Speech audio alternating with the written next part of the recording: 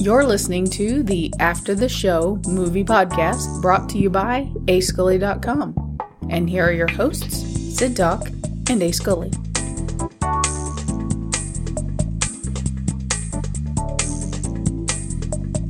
I, Ascully.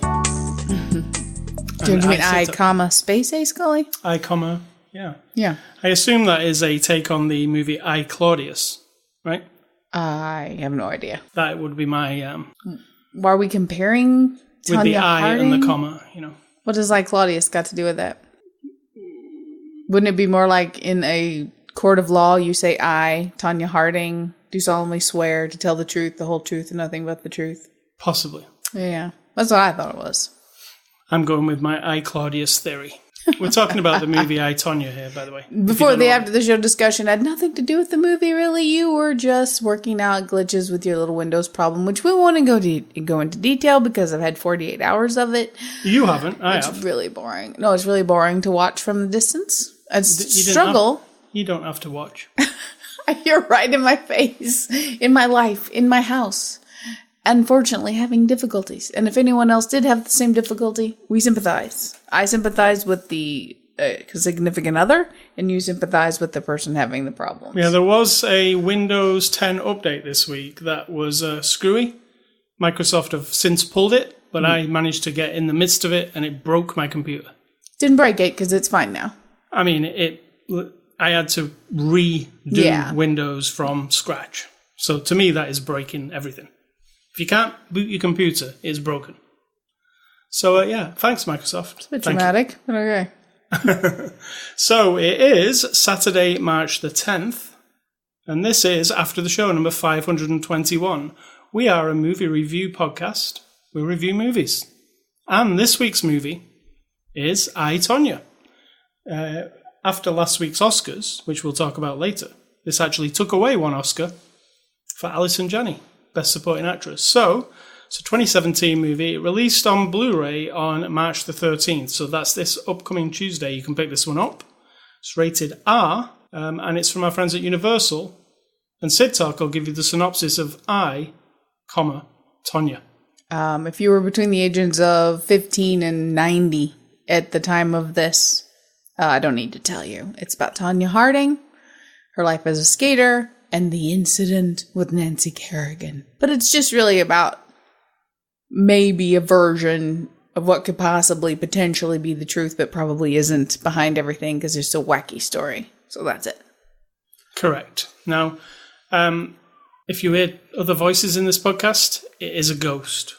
They won't. There's just kids outside playing. Do you were you familiar with the Tonya Harding incident in the Olympics? Yeah, duh. Funnily like enough, I wasn't really. But there again, I don't really follow the Olympics or sports in general. So, you didn't have to follow sports. It's like saying I don't follow murder, but I don't know who O.J. Simpson is in relation to a murder case. It's like it was that big of a deal. It was on everything. So, while me being ignorant and just ignoring the case completely, this movie was fun because I didn't actually know what was going to happen. I'm probably the only person in the entire world who watched this movie going, oh, I wonder what happens, because I had no idea. And this movie, I really, really enjoyed this movie, by the way. Yeah, it's really well made, really good. Yeah, really good. It has an awesome soundtrack. It has some really daring performances, I think. And the actual story, I love real life stories that are so ridiculous. You can't, there's something in my mind, I'm like, this can't be how this story is in real life. But then when, in this story in particular, when you see the real interviews with people, the things they say are exactly what the things in the movie I was going, surely that guy didn't say that. He actually said exactly those words. So, wow, this movie was a bit crazy for me because it is insane what happened. It says on the front cover, a hilarious tragedy. It's not really hilarious. I mean, there are really funny moments in this movie again. Like, I'd say an absurd. Yeah. Like an absurdity of behaviors and choices, and people are effed up. I mean, seriously, in life, you meet people who you just think, you've watched too many movies, you've listened to too many stupid songs, you've read too many stupid dramatic poetry, whatever it is that's got into your head, not to be just like a normal person, you know? Right. And that's how I think of these people and did at the time. Like, it's just like, you know, it was pre 24-hour news, pre big internet, all that stuff. And yet it was still people who were trying to get, it's an early version of someone wanting to get a lot of attention, wanting to be famous and have everyone know who they are. And then all the weird follies that came with that.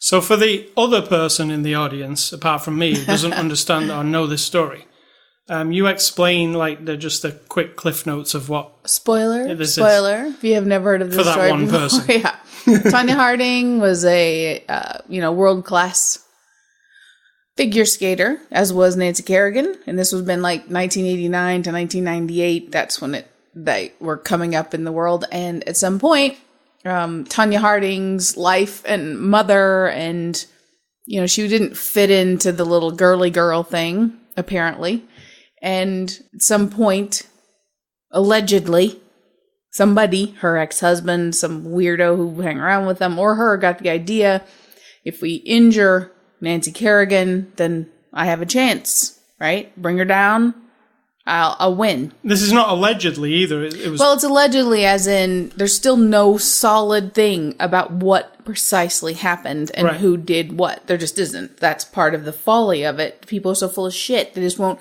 like at the end of the movie, they have her say, the haters say to me, just tell the truth. Nah, there is no truth. Everybody has their own truth. So that tells you something about like the concept of it. That they're all living in a dream world. They're all Jerry Springer wannabes. You know what I mean? That's how I look at it. And so it's alleged. I mean, the incident happened. She got whacked in the leg. A guy did it. All the other stuff around it. And the FBI was involved. I mean, it's very bizarre. Yeah, it's bizarre in a crazy way. And so the movie itself is structured, as I said to you, as it ended. Not realizing that on the cover somebody compared it to this movie. But Goodfellas is told from the point of view of several of the people, and it's contradictory to each other a bit. Often the characters just break the fourth wall and talk to the audience and say, this is how he said it happened, that kind of thing. Yeah. But this is my version. So it's presented in that style, and it's kind of that quick, like cutting between different, it even skips through time, doesn't it? Like it moves from one event to the next quite quickly. Like it's not like a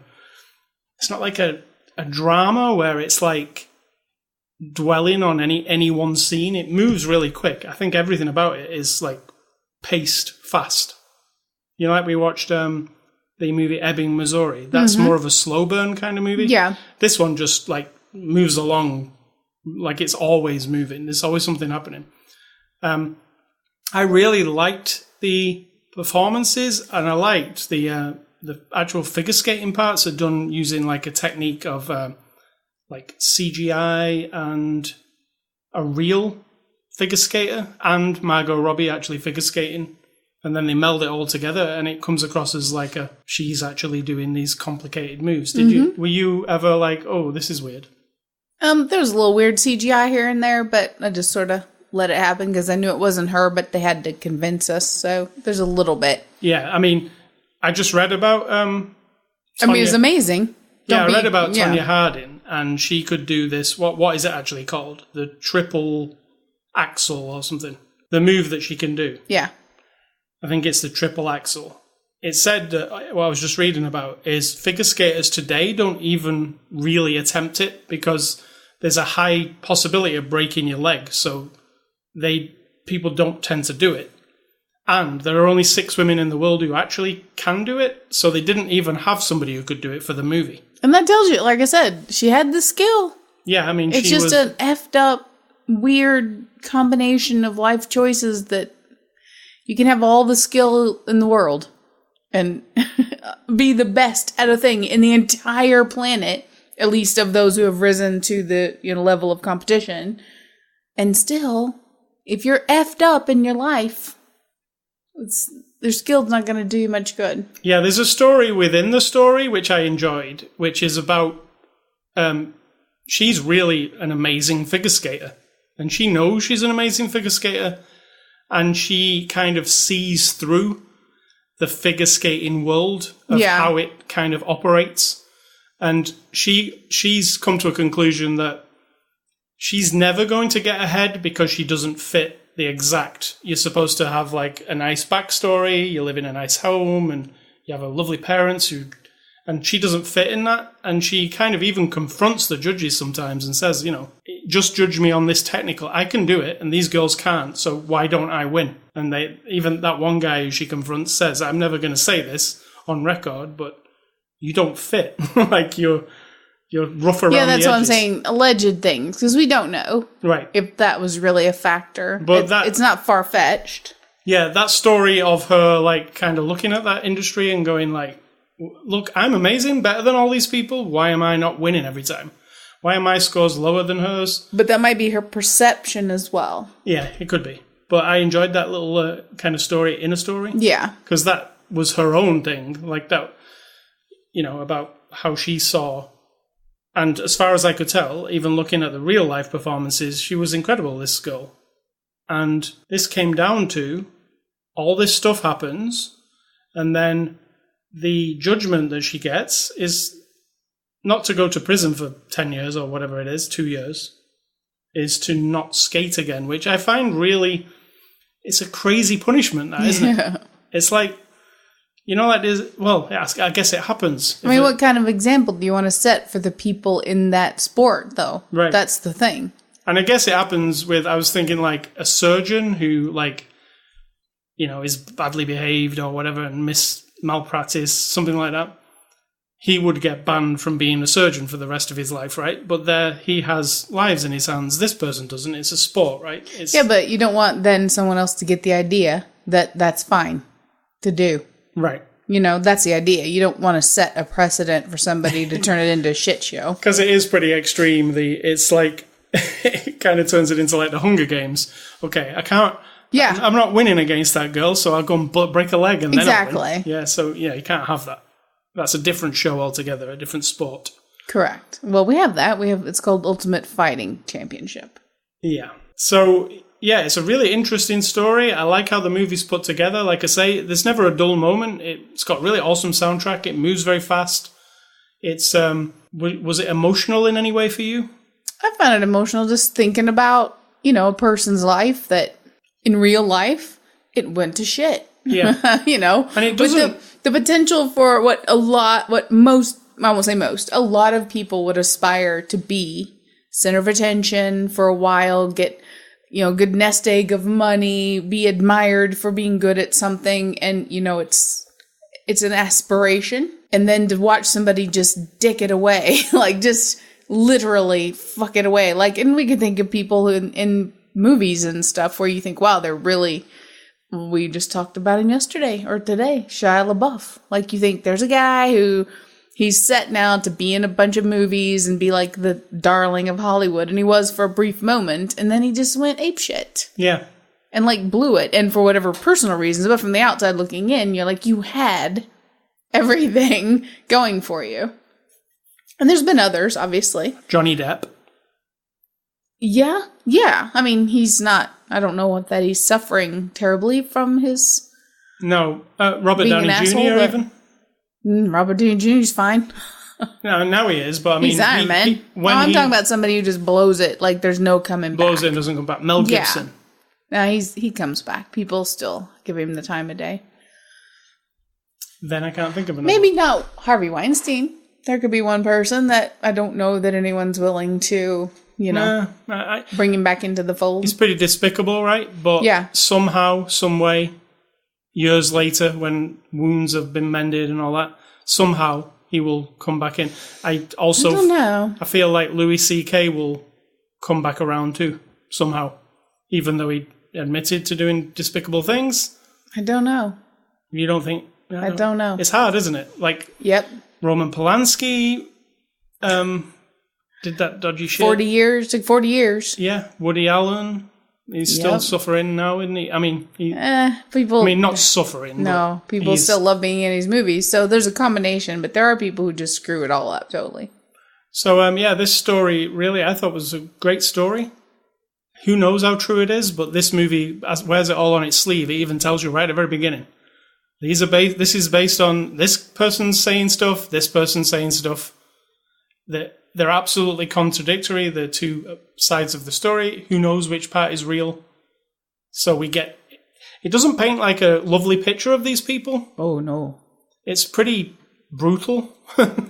It doesn't shy away from, like, the abuse as well. Like, he hits her in the face quite a few times. Again, alleged. But you know, they did have the police come on multiple times. I mean, that stuff you can actually just look up. Yeah, that mother, what a piece of work. The mother throws a knife at her. Shiza. Yeah, it's kind of crazy, like a life. If there is even a small bit of truth in there.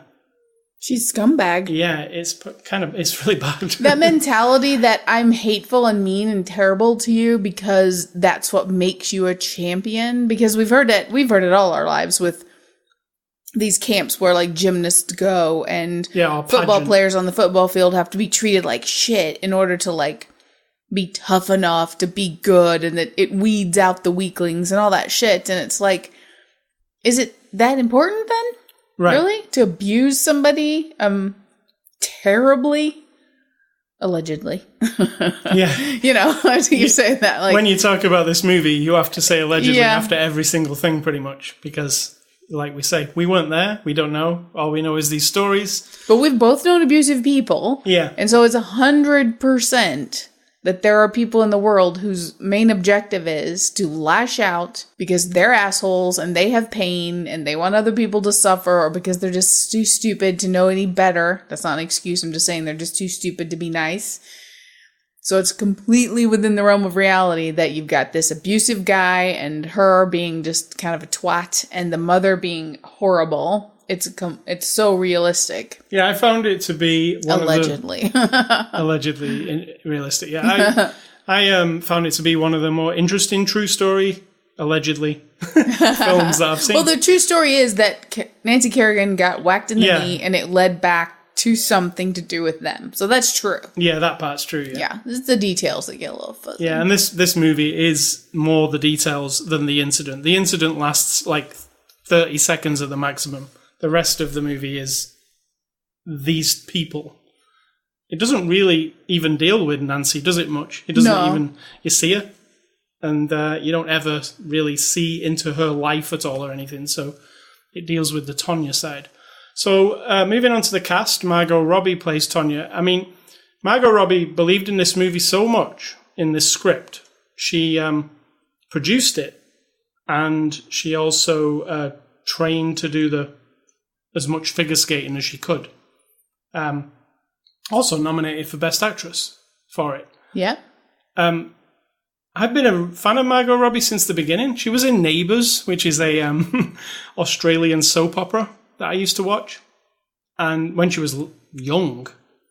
But then she cropped up in Hollywood in Wolf of Wall Street, where she was really good. And, you know... But then she was in that one that was shitty. Which one? With Will Smith. Suicide Squad. Oh, no, not that one. No, no, not Suicide Squad. No. Where he's a con man and she's a trickster. And, correct. Yeah, I've forgotten what that is called, but yeah, that was a shitty movie. Not because of her, though. It was just not a good movie. But yeah, I loved her as Harley Quinn in Suicide Squad. They're doing not a new Suicide Squad, but they're doing a DC... Gotham City Sirens, which is all about the female villains and heroes. And she's coming back as Harley Quinn in that. She was in Tarzan, remember? True. And she was quite good in that. But I really like her. And in this, what I really like about her in this is she's super brave. She's not glamorous all the time. Mm-mm. She's kind of not, she's non-glammed up. In fact, glammed down, I would say. She has frizzy hair, and I guess I saw Tonya Harding, they show some real clips of her at the end. I don't think she really looked like her in the movie. But I mean, her hair, that's kind of all you had to do. The hair is the thing, isn't it? And they just kind of glammed her down a bit. But she's kind of fearless in this movie. What she says, how she acts, it's not her at all. She's being this person. It's pretty raw. Or what she thinks this person is, I guess. I mean, what did you think of her? I thought she was excellent. She deserved a nomination compared with the other things that we've seen. Yes. Yeah. For really putting herself in it, and the subtle things and the big things with her face and the way, she was just in it. Yeah. And the little girl from Designated Survivor plays her as a child, which was pretty cool as well, because you do actually see her as a child being trained. And I'm glad they showed that, because you needed that to see what that mother was like all the time. Yeah. And that little girl and the dad, I actually liked that scene with the dad when she was hunting with him. Yeah. And she says, the little girl says, or little Tonya says, Mum told me to spit in a girl's milk. And he goes, I hope you didn't do that. She goes, not yet. It was really, really funny. So yeah, I loved Margot Robbie in this. Probably my favourite thing I've seen her in, actually. I'd like to see her do more of this kind of stuff. Sebastian Stan, the Winter Soldier, plays Jeff, her boyfriend and then husband. What do you think of the Winter Soldier? They did a good job of being a weasel. Like, that guy was a weird, weaselly guy. Ugh. Yeah. This Jeff guy is, in this movie, there's a lot of him punching her and being cruel to her and then loving her as well. But that's not love. I mean, at the beginning. But he's not a nice man, is he? No. Well, the way this paints him. But then when it cuts to the interviews, he denies anything, obviously. He denies all of the abuse, right? Absolutely. Because he's just trying to protect himself, I guess. Or he didn't do it. Who knows, allegedly.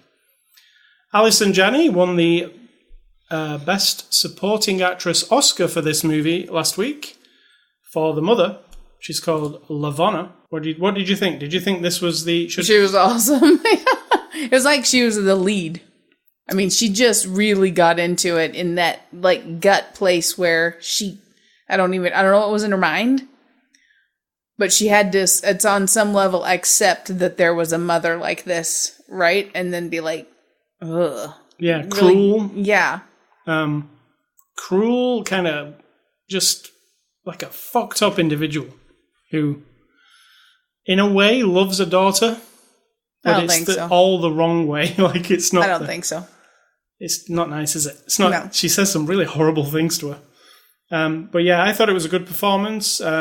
It's kind of a showy kind of performance, but often those kind of performances do get Oscar. Kind of theatrical-ish. Yeah, like overboard. I mean, I don't know this real person, but there again, it showed you a clip of an interview with the real lady. I know, my God. And it was pretty much the same thing. There's a lady with a bird on her shoulder and had the same kind of, like, fucked up way of speaking. Like, I don't know. But yeah, very well done. Julianne Nicholson plays Diane Rawlinson, who's like the trainer of Tonya. What did you think of her? She was good. Just really subtle. So I'd like to know what that lady's really like, because she was pretty subdued. Yeah, she didn't enter into it big time. She wasn't involved in any of the thing, but you did see some good scenes with her. She seemed like the calming interest. Yeah. I liked the scene where where Tonya was a waitress and she came round the back of the place to talk to her, to tell her, the Olympics is coming up, like, maybe we should get back into it. Paul Walter Hauser plays Sean, and you were physically repulsed by this man. Physically repulsed. I wanted to chop his head off. It was disgusting. He was always eating. That wasn't the part that bothered me. It was that thing where he, half opened his eyes and, had that weird thing where he's, an expert and kind of mumbled a little bit. And, anybody who closes their eyes and then slowly opens them as they are talking at you, it just grosses me out. I just want to vomit. And again, when we saw the real guy at the end in the clip, it's pretty much that guy, isn't he? Oh, yeah. He was that guy. I thought he did a fantastic job, this guy, because he was this sleazy kind of sloth-like character who was like awful, like kind of thought he was he thought he was some kind of gangster when he was clearly not. He was just a dude living with his mother. Yeah, he was creepy as fuck. I mean, seriously, I was like, oh. And yeah, I can't handle watching people eat or listen to them swallow. Yeah. And they made a point of showing him eating all the time, didn't they? But if it doesn't bother most people, like everyone claims, then why would that make anyone repulsed? That didn't bother me. Except for me. It grossed me out. He just was like repulsive. He was just like this wannabe guy who was just had this weird attitude. Like even Jeff, he was a nothing bee. Even when Jeff spoke to him, even Jeff thought he was a weird fucker, didn't he? Like you could see in some of those scenes, and Jeff was a terrible person, but you could see Jeff talking to him, going, "What is this guy talking about? He lives in a world of his own. Like meet me at the stroke of midnight and stuff like that." When he's like, "I'm not fucking meeting you at the stroke of midnight." Like he thinks he's some kind of, I don't know, international. What did he think? Espionage man. Yeah. Yeah, it was gross. very weird. He was just gross. But as an actor, if that's what he was going for, pulled it off. Yeah. I can't imagine him not grossing me out, but I'm sure he's a decent human. I think he was going all out to be awful, and I think he succeeded. And then I put down finally Bobby Carnival, who plays Martin Maddox. And you'll know him from The Station Agent. I really like him. Which was like 20 years ago. Yeah. I love how you still refer to that. You ever saw The Station Agent with Peter Dinklage? But he's been in other things since then, I'm sure. He has, but that's the only thing I remember him from. But and he plays the sleazy asshole kind of guy who was in charge of the television magazine shows and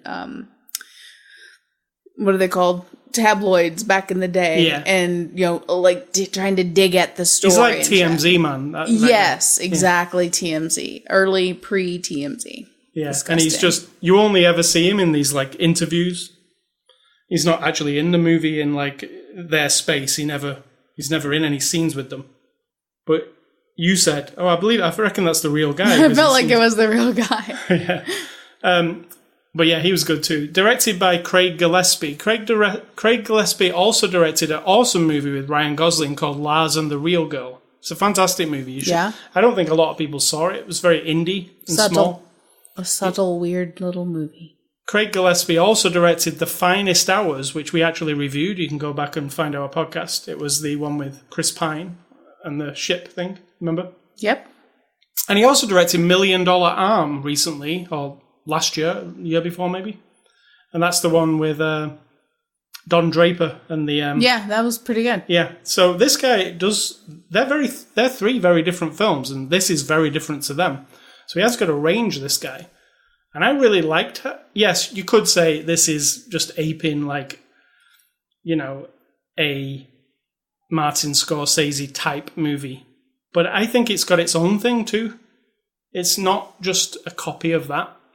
It's just this, it's got more kind of, I don't know, more realism almost. Martin Scorsese movies are often a bit glamorized, This feels like kind of real, like the situations people are in, the actual sets and stuff.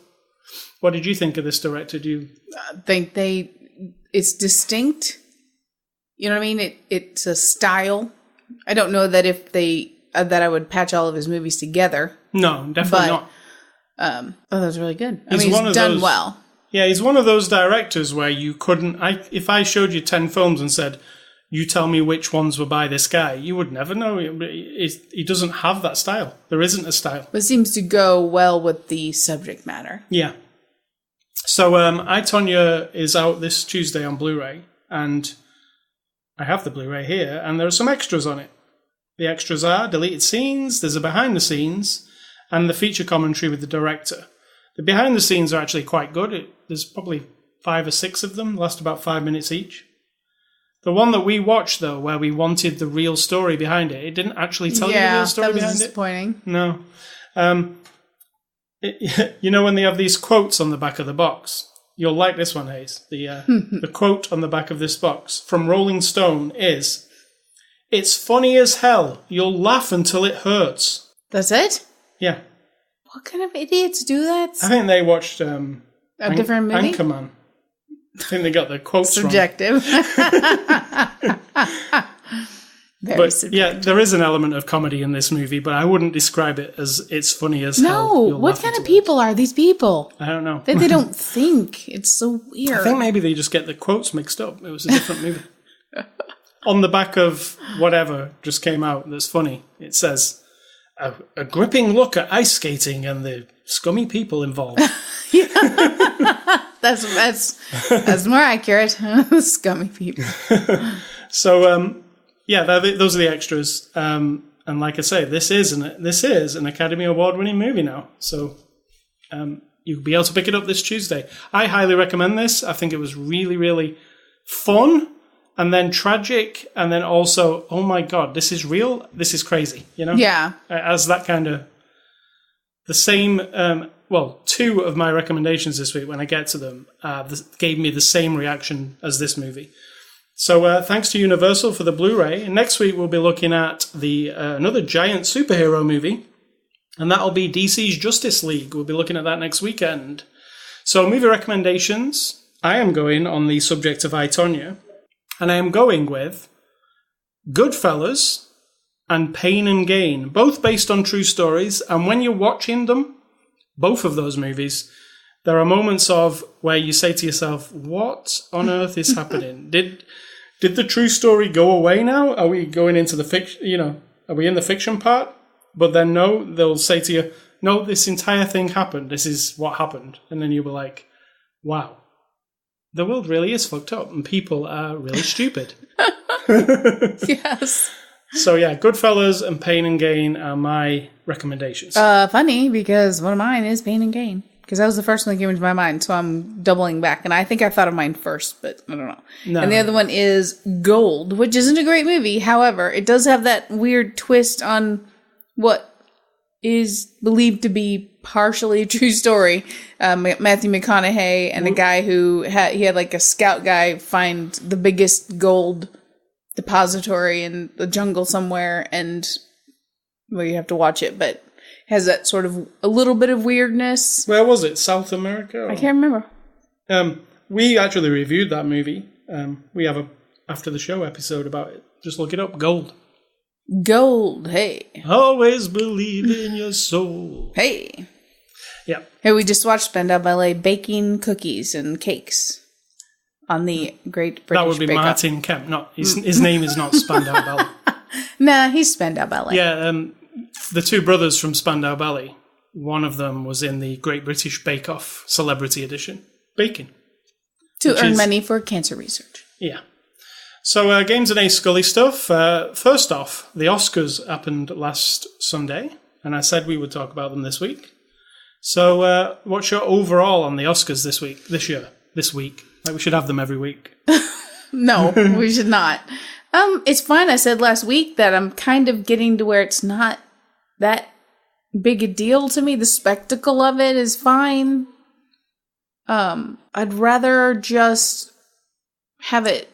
I don't know what I'd rather have it. Just like a normal show, maybe a normal ceremony. They could dress up, but no singing, no big jokes, no big falafel. Just like have a nice award ceremony with a few jokes, present the stuff, honor the people who are good at their craft, whatever that is.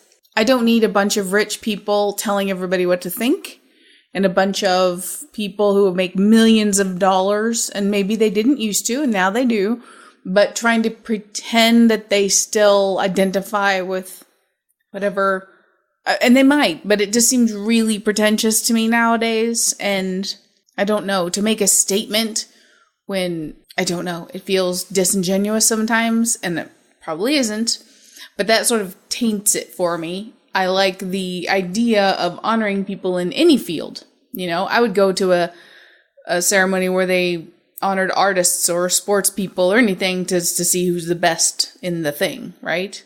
Yeah. But this just is getting to where it's not, it got a little bit blah because I don't like those stupid jokes where they take the people out or bring a bunch of people in. It's just a waste of time. All of that is really boring to me. They just did, Jimmy Kimmel did the reverse of what he did last year. Last year, boring. He brought in a tour of people into the Oscars and they all went, wow, we're in the Oscars. And this year he took the actors and actresses from the Oscars into a theatre full of regular people. Which was really dumb. It was really boring. It wasted a bunch of time when, in fact, they could have let the people getting the awards who are being honored just say what they want to say. That was one of those irritating things. And another irritating thing, the in memorial was missing many people. That's so annoying. It was also very rushed. You could barely read the names because they were going by so fast. I don't know if that's because a lot of people... It was poorly produced as a whole show. That is one thing. They cut to Eddie Vedder while they was. I said to you, I don't want to see him singing. Yeah. We need to see who died. Like, it's disrespectful to show him and just have the people blazing by at the back. So they did that. I think we're making an extremely common complaint here that a lot of people had. What were any other complaints? If we had any complaints, the music, all of the songs were boring and badly sung.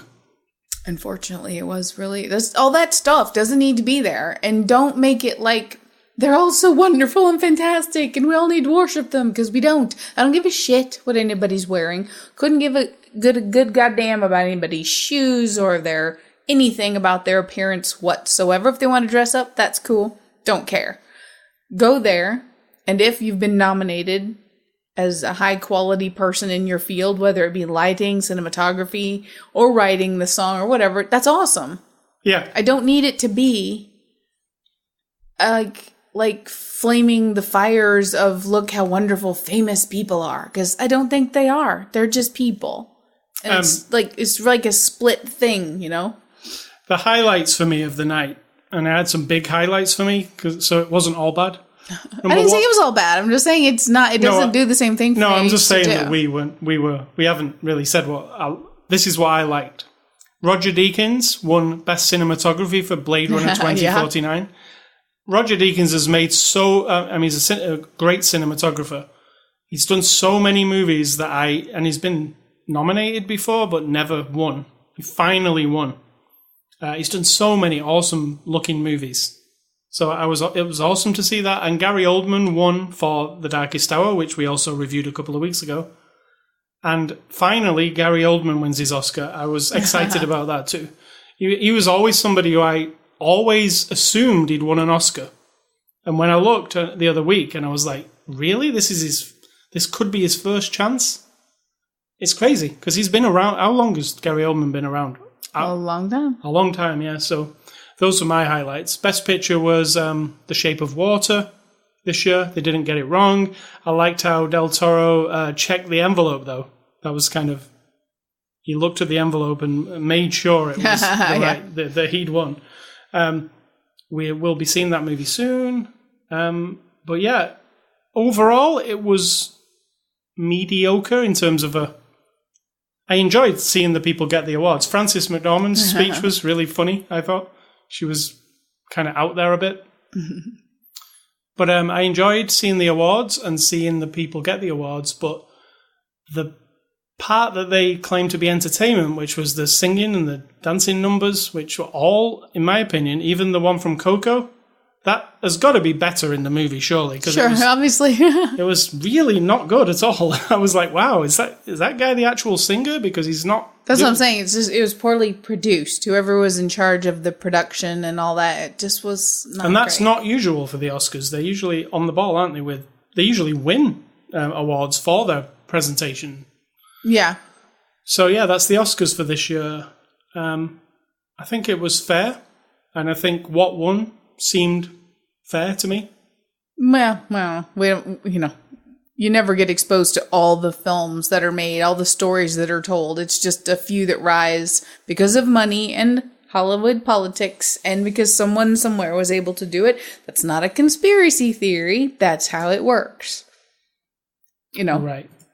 So, we don't know if there are better movies out there, but of the ones we saw that were nominated, it seemed reasonable. Now, the other big news in entertainment this week, for me at least, is StarWars.com announced not only have they hired Benioff and Weiss, who are the creators of Game of Thrones, to make a new Star Wars trilogy, they have also hired Mr. Jon Favreau to create a brand new Star Wars live-action television show that will be on Disney. This is into 2020, Disney are going to have their own streaming service called Disney Online, apparently. And all their Netflix shows that Netflix are now enjoying, they're all going over to this Disney streaming service. And the Disney streaming service will be the home of a new Star Wars television show, which will get them, there's no denying, a lot of subscribers, right? If Star Wars has a TV show, people will subscribe to that service just to see Star Wars. So the big news there for me is Jon Favreau. I think he's a fantastic director. Look what he did for Iron Man. Look what he did for The Jungle Book. It was fantastic. And now he's doing Star Wars. And also the other big news is a TV show, Star Wars. Come on, why has it not happened yet? A live action one at least. So yeah, that's this week's news. Game I've been playing. The game I've been playing is Reformatting Windows. It's a new game from Microsoft.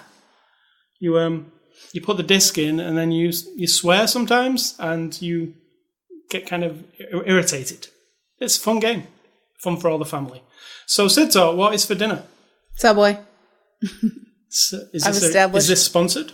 No, I wish. Oh my God. If somebody wanted to give me free food for a month, that'd be great. But no, we don't really solicit any freebies. But no, just Subway because it's easier. Unless I decide to go in there and cook something, but I doubt it. What is your advice?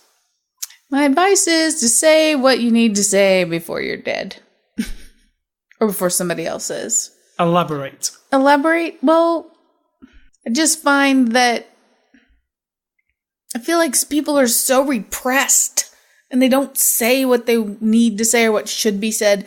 People think when I write I do little Facebook posts or I'll say like, oh my God, can you believe that people act this way?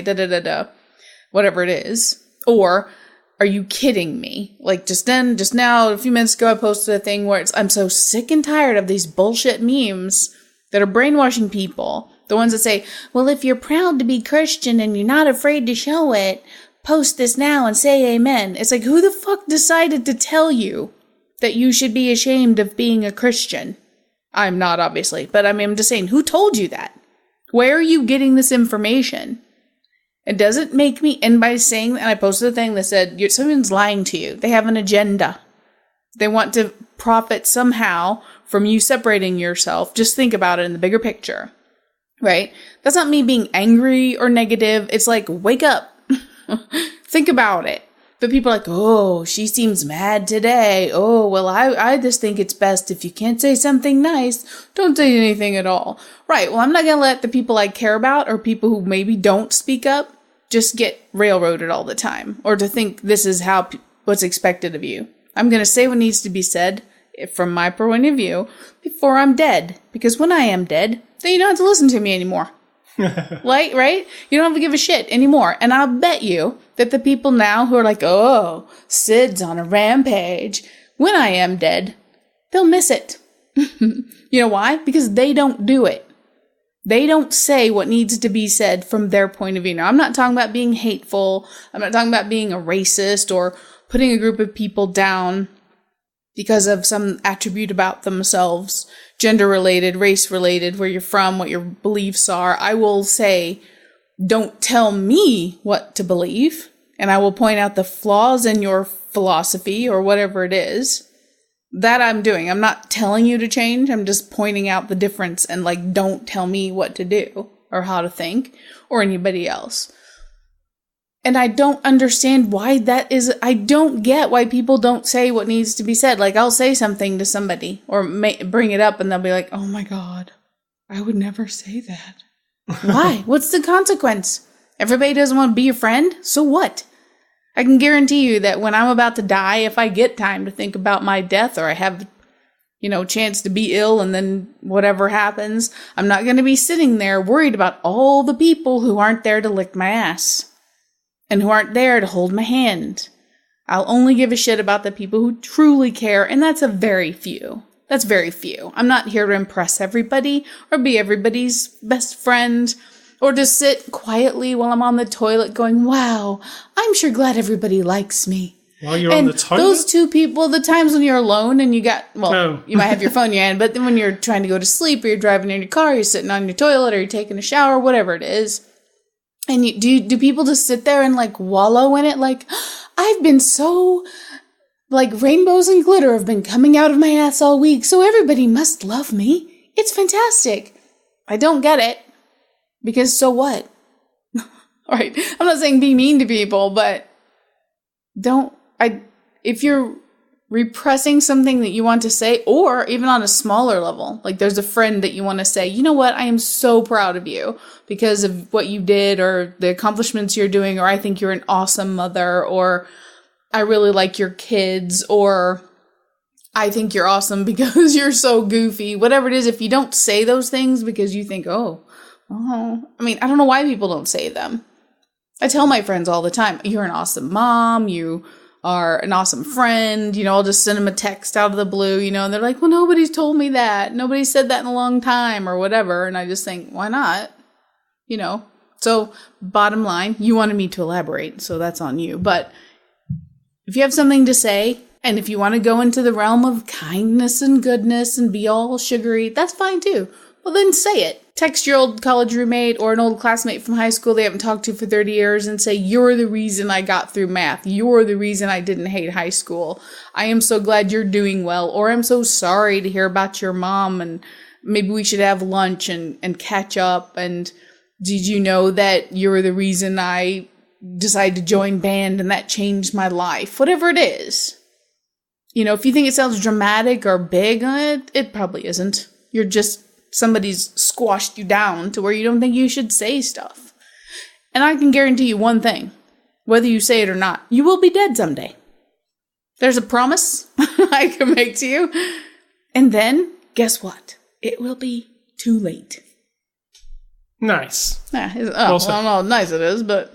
We also, this week, I didn't put it in my section, but I should have. We've started watching the new season of Jessica Jones. How are you liking it? We're up to episode 5. Love it. I just think it's awesome. It's a good show. Is she a favorite of the Netflix? Yeah, definitely. I think my favorite is Daredevil, still.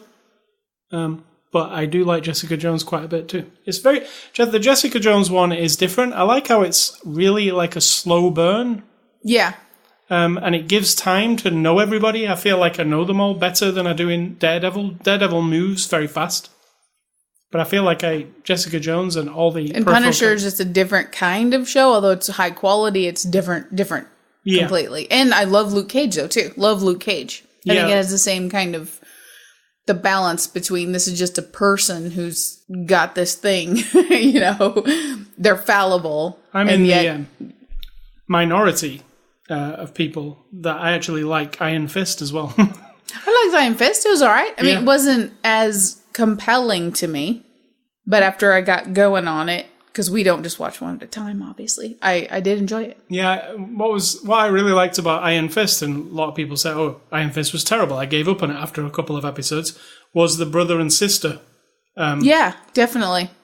And I liked the weirdness of the dad thing. And the dad was awesome too. Yeah. The lady who was, turned out, his friend who had her own little dojo thingy.